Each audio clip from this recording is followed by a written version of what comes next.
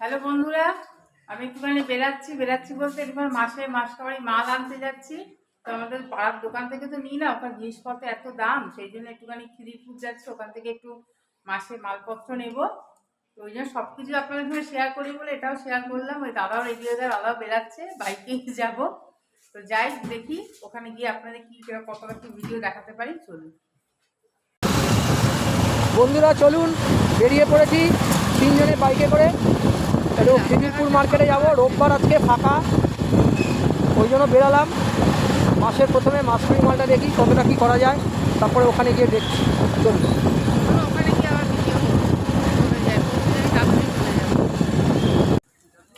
নমস্কার বন্ধুরা, খিদিরপুর মার্কেটে ঢুকে গেছি। দেখুন এবারে সামনে দিয়ে তারপর ডান দিকে মুসলমান তো মার্কেটের দোকানে এরিয়াটা, এইদিকে ফল, এদিকটা এই সবজি সব।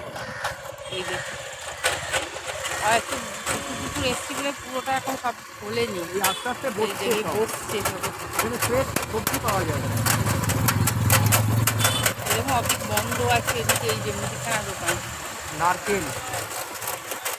চলুন সামনে ওখান থেকে নেবো, সেখানে ক্লোজ করে আর ভালো করে দেখাচ্ছি। চলুন। হ্যাঁ হ্যাঁ হ্যাঁ, ওটা রয়েছে। হলুদ কিনতে লেগেছে। আচ্ছা, 350 গ্রামের কাশ্মীরি লঙ্কার বাক্স দিন। মনে করে সব যাতে বললাম। না গুঁড়ো লুজ মাল। আচ্ছা, সাবান কি আছে? বন্ধুরা, আমরা খিদিরপুরেই রয়েছি এখনো।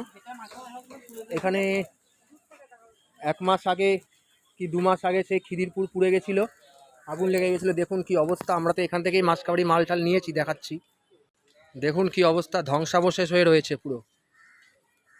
এখানে সব দোকানপাটগুলো সব উঠে গেছে।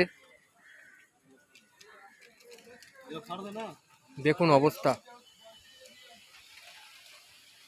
পুরো ছাই হয়ে গেছে জায়গাটা।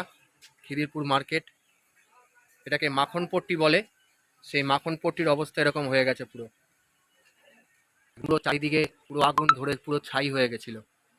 আমরা এখান থেকেই মাল নিয়েছি, কতবার মাল নিয়েছি এখান থেকে। খুব খারাপ লাগে দেখতে এখন। যাই হোক, কি করা যাবে আর।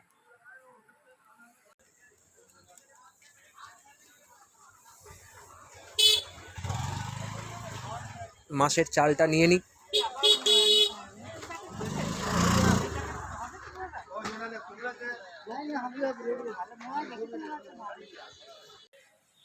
চলুন, এখনের ভিডিওটা এই মাত্র শেষ করছি।